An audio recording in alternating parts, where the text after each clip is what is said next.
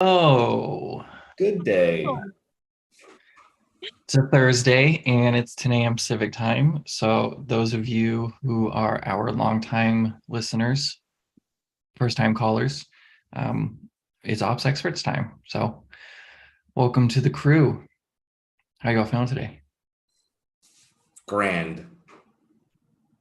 I'm Perfect. in a car, so it's fine.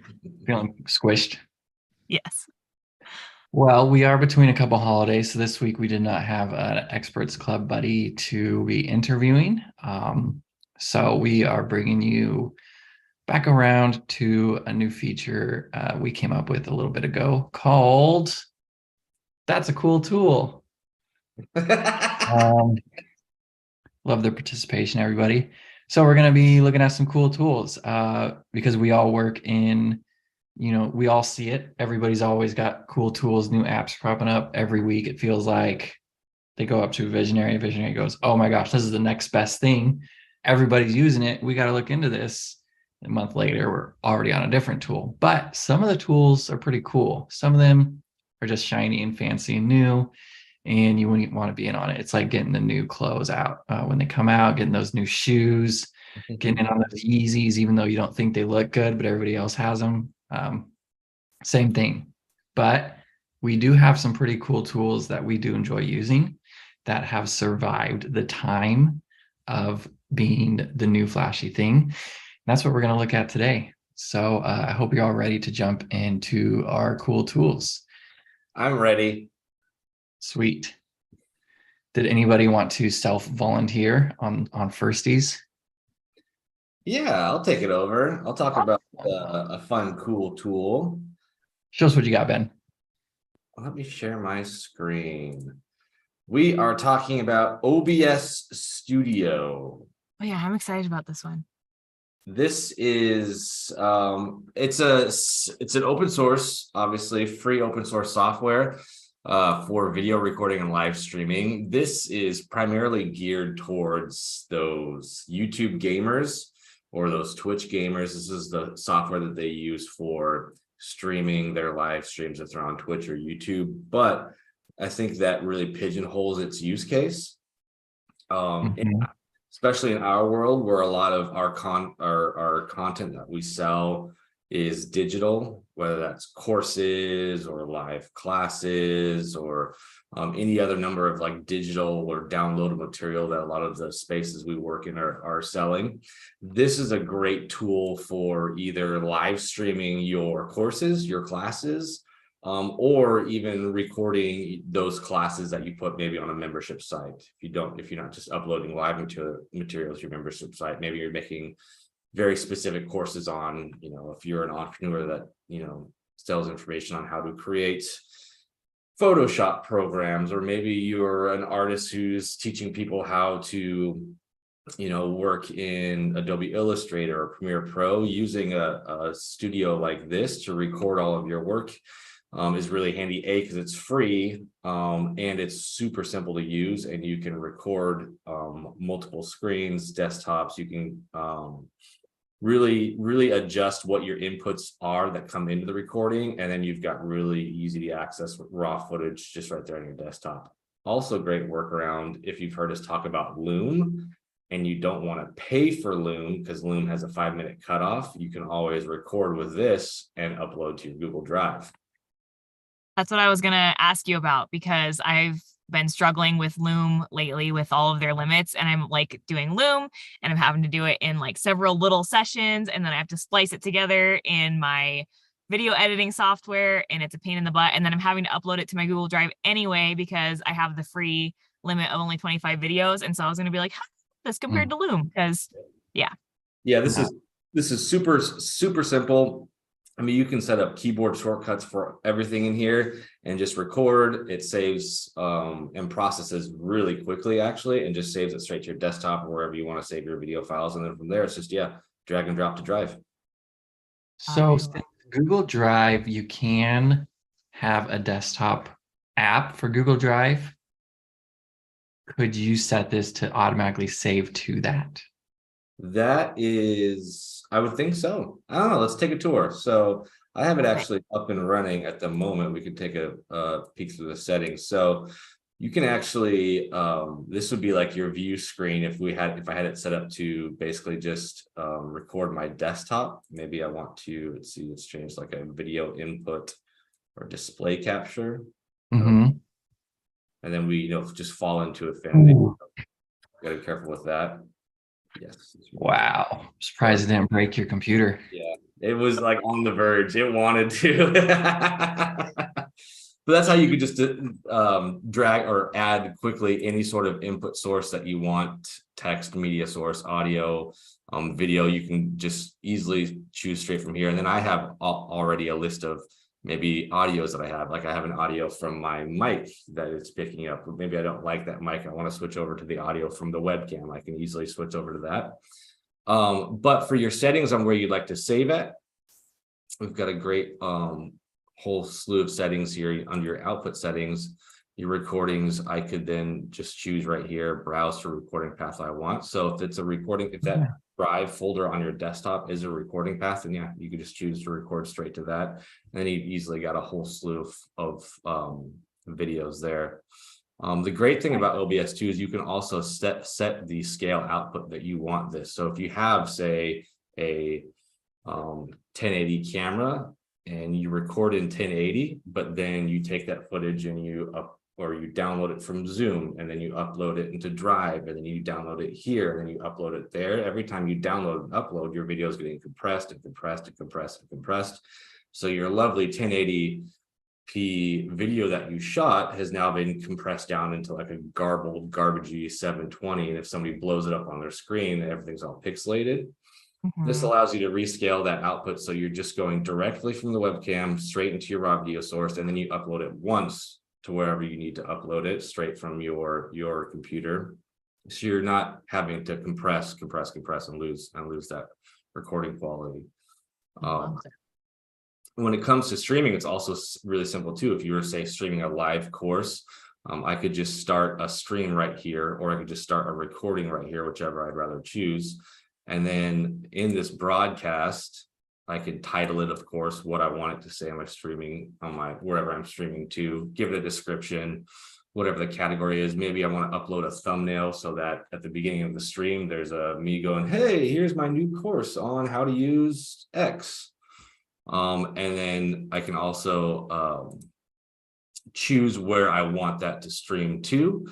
If I go to, as soon as I can remember where that is, let's see, not YouTube, settings, stream to, hold on, we're gonna go a little tour here.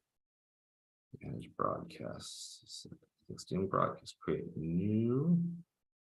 Well, oh, this is tied to YouTube already. So before you set this up, you could, I just found it the other day and I can't remember what it is now, but there you can actually choose from a list of streaming services that you want to stream into, and you can stream from, I mean, just about anything. I know we use Restream a lot, and the options of what you can stream into are pretty limited. You can stream into Facebook, YouTube, I think Twitter, and it has maybe 6 or 7 more. OBS has a list of about 100 plus platforms, a lot of you probably not even heard of, a lot you probably don't want to visit on the internet, if you catch my drift. Dark web.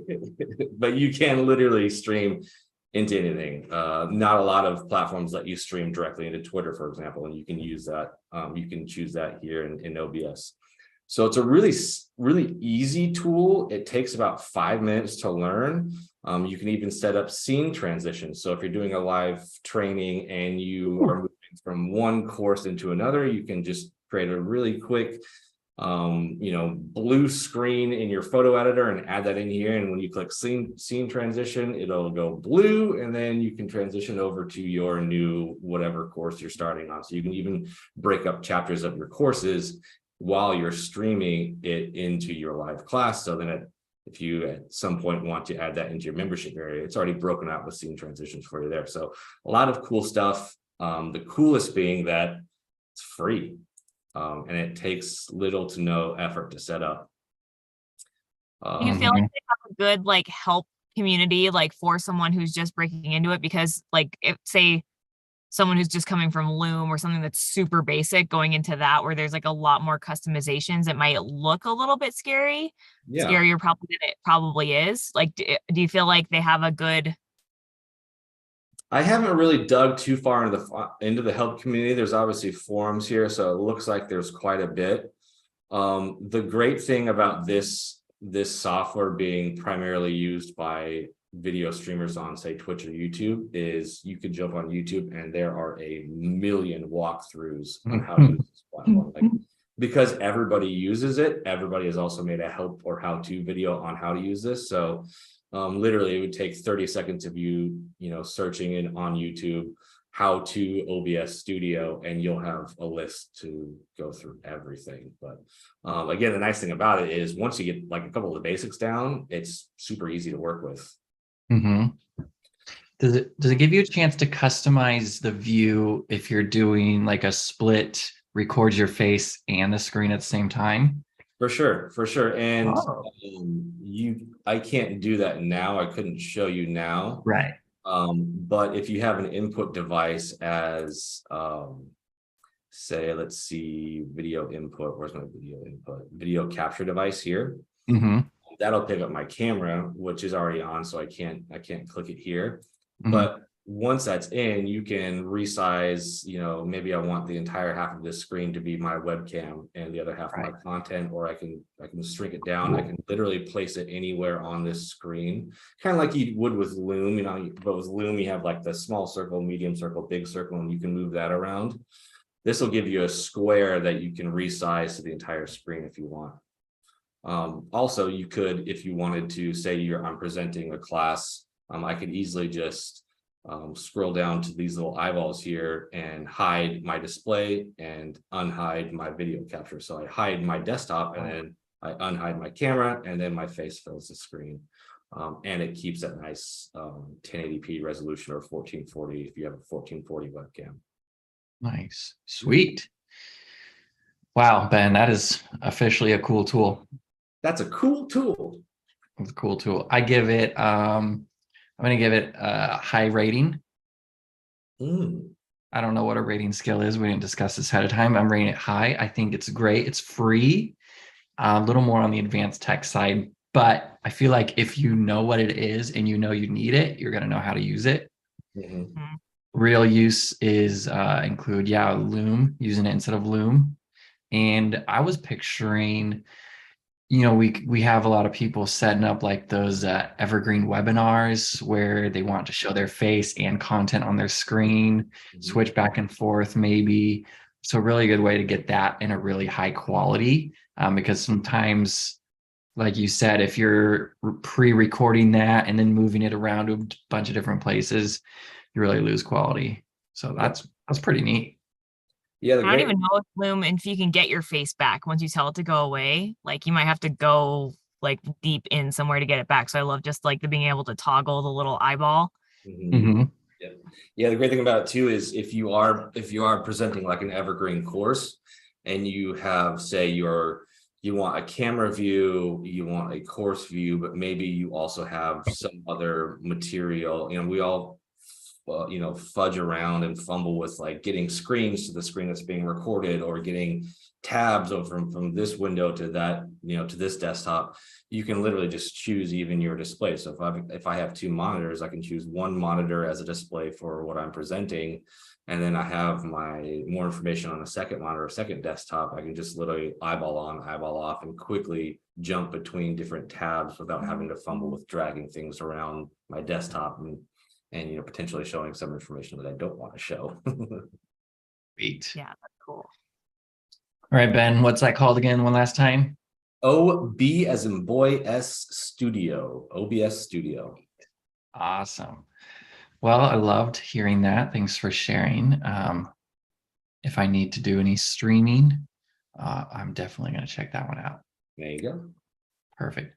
Well, I'm going to jump into a quick one here. It won't be a long one, but lately it's been coming up a lot more as we've been working with some clients. Kind of the sweet spot with the clients we work on is entrepreneurs. They've got a few people on their team. They're experiencing growth.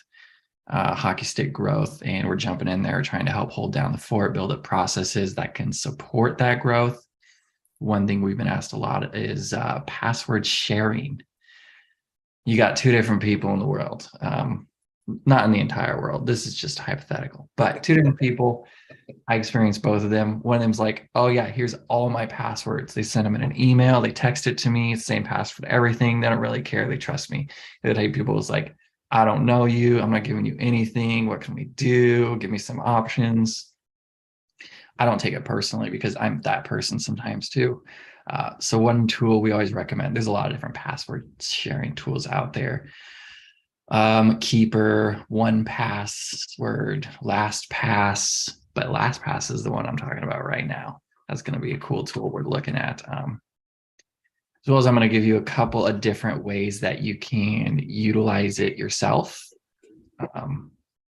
Here we go. This is LastPass. Well, we can just go ahead and take a look at the landing page first. But it's just a password management tool. And in this situation, I can log in on the site, or I have it up here as a Chrome plugin.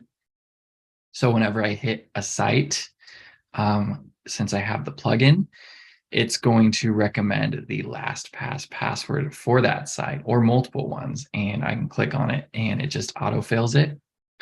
The cool thing about having a tool like this that works automatically is you don't have to share your password with people. That's the point of LastPass, password sharing without them being able to see the password.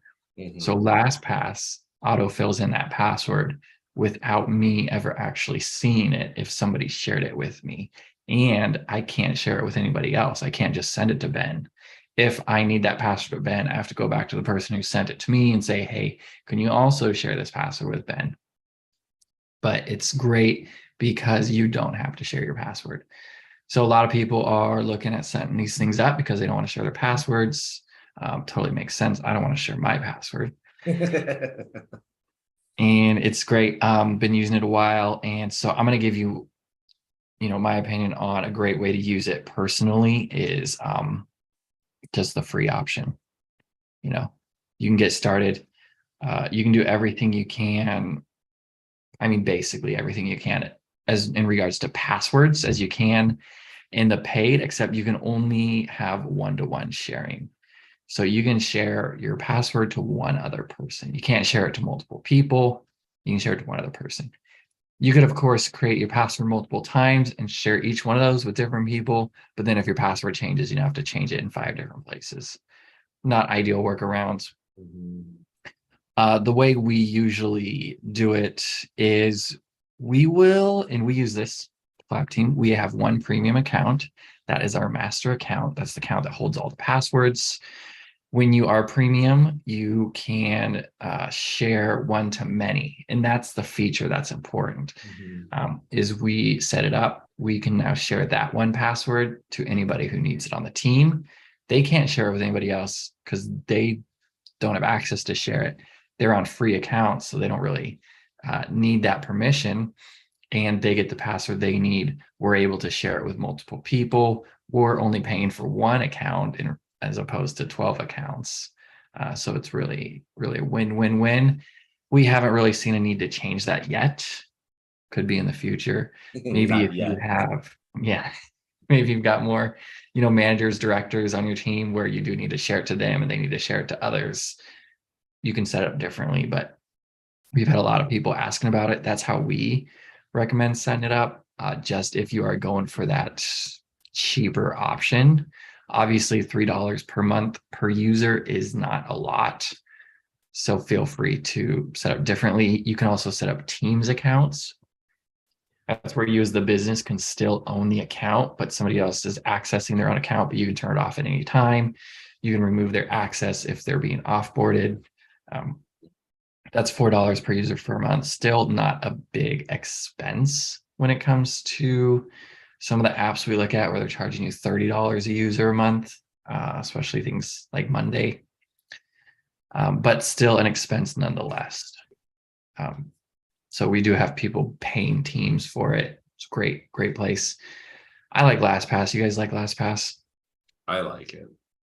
I love LastPass, and like a couple things that I noticed recently. So I actually went ahead and got myself the premium version because I work from my phone a lot and just use my phone for all the things. And so that's one thing on the free version is you can only use it on one thing. So if you have it on your computer, you can't also have it on your phone, or if you have it on your phone, you can't also have it on your computer. And that was kind of a deal breaker for me. And I was like, it sucks paying for another thing every month, but it is only $3. So I went ahead and did it. And I also feel like so my husband uses it too. He has the free version. His is glitching all the time, like fighting between, because Google stores your passwords, Apple stores your passwords, and then LastPass has your passwords. And all three of those things are constantly competing for who's going to fill in his password fastest on his devices. And it drives him crazy. And I'm like, I never have that problem. LastPass always wins for me. So I don't know. That's just anecdotal. So I don't know if that's just because I have the free version, or maybe he needs a better computer or something.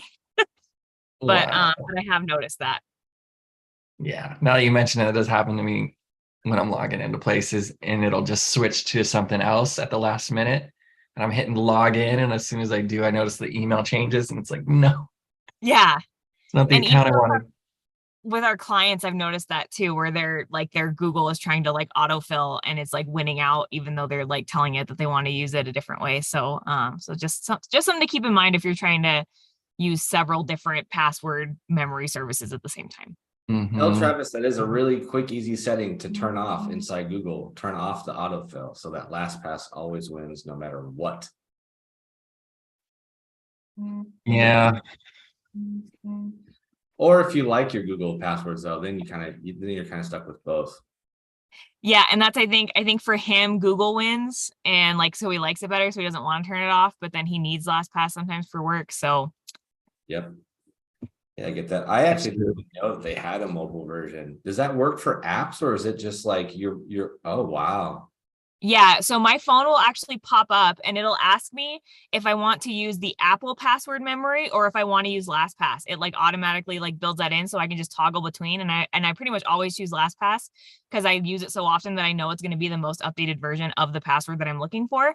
So I just pretty much always select LastPass and it'll fill it in. And I can open up my vault from there too, from like the little pop-up. So highly recommend. I feel like it's worth the $3 a month just for the sake of like I know I can get onto whatever work profile I need to get on from my phone if I'm on the go, which I'm in a car right now, so like I always am. So yeah, and I didn't know that the families and business teams was only $1 more a month, and so I'm actually probably gonna talk to Aaron about that and just be like, guys, I'm willing to pay an extra $1 if it gets like the team on the LastPass premium because I think it's worth it. So That's Yeah. super handy. One thing I noticed too is it may be obvious, is it's so much easier to go with like a solution like this than changing your password every time you offboard somebody or fire somebody. Or Mhm. I mean, I've been in organizations with password that there is no solution. And it's just like, did we ever change the password when we let's go? Oh shoot. With this, you just like remove access, remove access, remove access, remove access. Mhm. Way easier. And then if you're changing your passwords constantly, you then have to communicate that out to everybody that the password's changed. And then it's like there's always that one person on a Saturday morning who was like, wait, what's the new password? yes. Yeah.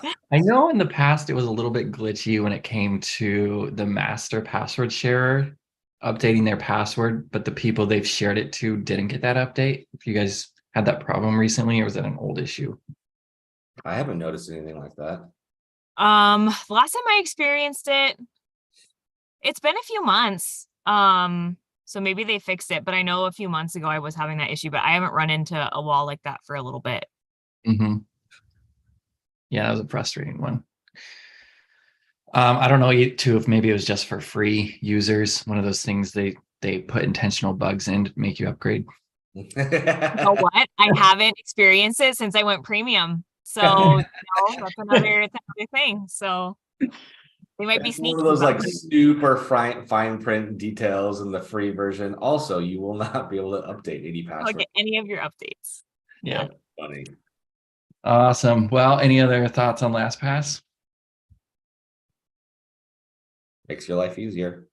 Perfect. 4.6 out of 5 stars. Wow. 4.6 out of 5. Just to recap, makes your life easier. Everybody's using passwords, so you might as well secure them, share them with everybody. We all need LastPass or something similar. Indeed. Thanks. Ben, do you rate it high or thumbs down? I will give it a yes. Out of 10, I will give it a 9. There are a couple bugs every now and then, but it's overall usability and just the fact that the one time you change a password and have to email everybody on your team, you'll realize that you need it. Yep. Awesome. Well, Savannah, we got a few minutes left. Do you want to jump into yours? Sure. Mine's going to be really fast too. But my cool tool that I'm going to share is Fathom for Zoom. And it's basically just a meeting recorder. So if you're someone who's just like attending a lot of group meetings, this probably isn't going to be a game changer for you. But if you're having a lot of one-on-ones or you're leading a lot of meetings and you need to share recordings afterward, highly, highly recommend. I did make slides because of course I did, but they're literally just screenshots because I can't share my screen with the Zoom recorder while we're in a Zoom. So let me share what I got here.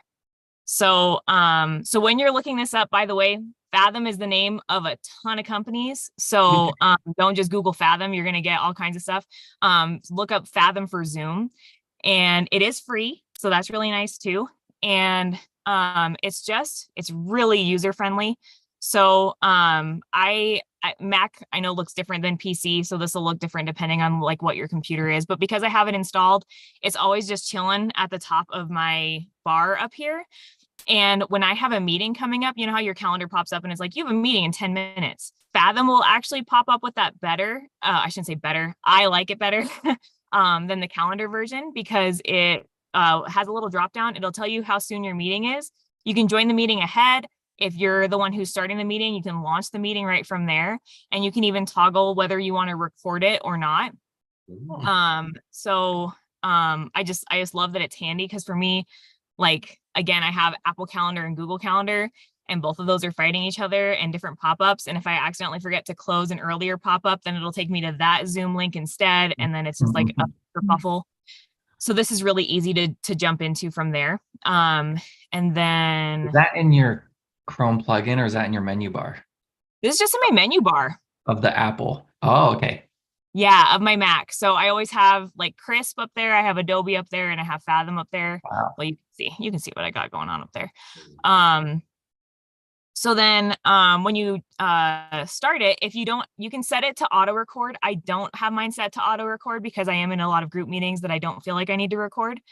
But if I'm doing a one-on-one, then obviously I want to. So when you start the meeting, it just keeps this little pop-up over here. And so whenever you decide that you want to record, if you want to, you can just click it right there. Or of course you can, just close it if you don't want to.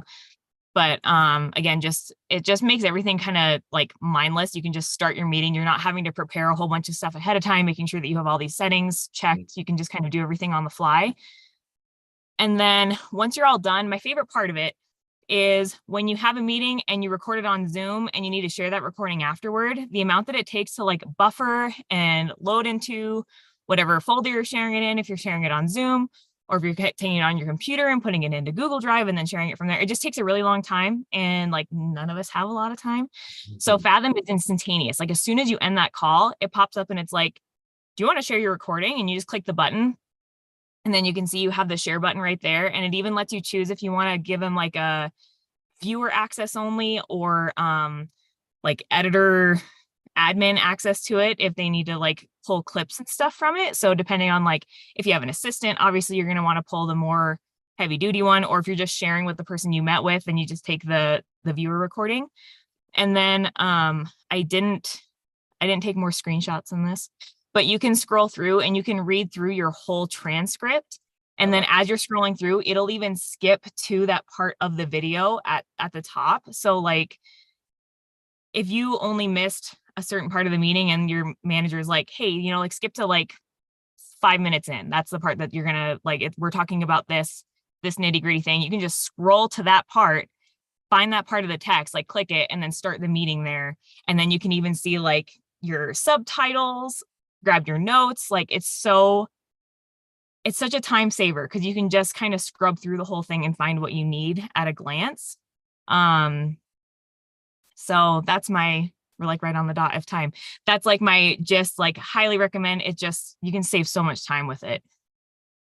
I've Oh, seen I like people use this in Zoom meetings. I mean, even Aaron, for example, I've never used it myself. Can you actually have it sit in on meetings for you? Like as a user, like if I'm joining, instead of joining Ops Experts Club, could I just have my Fathom join and then it records the meeting and takes the notes for me? I think you can, and I haven't done that yet. Because that would Yeah. be dynamite if you're like, oh no, I overbooked myself on 3 different meetings, send my Fathom to 2 and I sit in on 1. I've It's like been in a meeting that has had like 3 bots and like 2 people. Like I've been into a meeting that has like bots instead of the people attending. So I know that there's a way, but I haven't used it that way yet. I'm curious about that. All I know is the Fathom will join before the people, and I've seen it join without the people. I think as long as your whatever is connecting to Fathom says you're going to be in that meeting, Fathom will be in that meeting. So you probably have to picked do it out. like an auto join or something. Yeah, probably auto join and auto record. Interesting. That's something to look at because I've seen that before, and I'm always like, are they here or is it just their note taker? It's like sending your stenographer to a meeting for you. Mhm. Which is nice because sometimes you're waiting on a recording from the team and, and if they're not using something like this and they are just using Zoom and they're waiting for things to buffer and upload and download and whatever, like you might never get that recording. Like there's several that I'm like, I can't go. Can you send me the recording? And then like a week and a half goes by and they're like, hey, did you catch that from the meeting? I'm like, you know what? Nope, I never got the recording. So, yeah. Yeah. I liked seeing the progression. Everybody had an otter, like a year and a half ago. Otters were joining meetings. Yep, I haven't seen an otter in a while. Now it's Fathoms that's true. because they can do both. Why have an otter when you can have a Fathom? Interesting. I haven't thought about that. And I never used otter Otter. just transcription. Okay. Yeah, and then what's cool about Fathom too that also I haven't played with, but if there is just like if you have a cascading message for someone who's not usually on that meeting and you don't want to send them the whole recording, you can pull out clips. So you can like go through the transcript and you can find a part that's specifically for that person and you can just like chunk it out and then send them just that part of their recording and their transcript. So it's really cool for like cascading messages too if there's something that's like really specific that you don't feel like you can relay the message on your own, without the discussion or something. So that's really cool. And it's free. So there's that too. Wow. Free. Well, Fathom's great. I haven't used it yet. Savannah loves it, but I think that's a bona fide cool tool. Bona fide. Yep. Real use applications for transcripts and recordings. I mean, and it saves to Fathom, not to your computer. That's why it's instant, right? My only apprehension is things that start out free eventually are not free. We saw what happened with Loom. Loom used to be 100% free, no limits. They got you hooked, and then you're gonna buy it. So we'll see. That would not shock me. Yeah, we'll see. Well, thanks, Savannah, for sharing that cool tool. We had OBS Studio, LastPass, and Fathom. It's a bunch of cool tools. I guess we're gonna have to think of more cool tools now to share with y'all, but does it for us this week. Any last words? Download all of them. Happy Thursday. Whoa. Hope you all have a great new year, and we'll see you all at the first Ops Experts meeting next week. See you next year. See you next